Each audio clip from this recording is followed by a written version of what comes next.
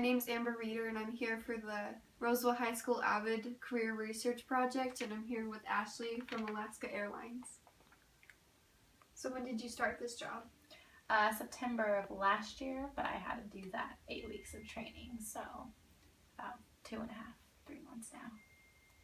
Any special talents or abilities for this job?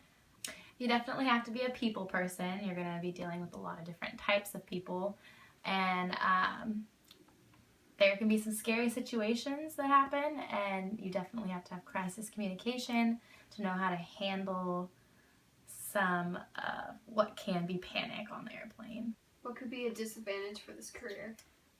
You don't really have a set schedule with this career. You could be flying a town away, you could be flying across the U.S., and you could be gone for 2 days, you could be gone for 3 weeks, so it's not really something that would work well with a family type of situation.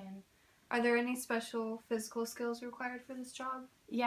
You'll have to be able to lift 25 to 50 pounds, helping people put up their luggage, CPR, first aid.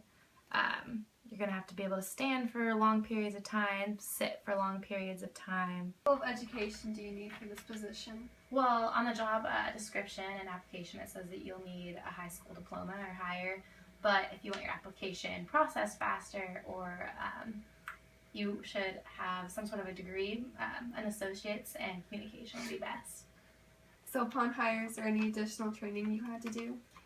After hire, you're actually going to have an 8-week training period, and you'll have emergency procedure evacuations and trainings on the plane to see how you'll handle situations. How will you be spending your time in this job? Mainly on airplanes, or I spend most of my shifts are random. It could be morning, night, afternoon. You could be on one side of the U.S. one day and the other side the next day. You have to have a very flexible schedule. Is there any stress involved with this job?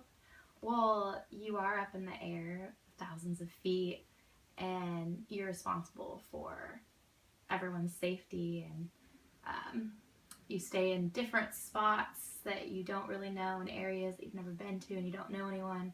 But there are many perks of the job. You get to see all these new places and experience them, and you also have miles, and you can bring friends to these places, so it's kind of a win-win situation. Do you have any tips for me to take while I'm in high school?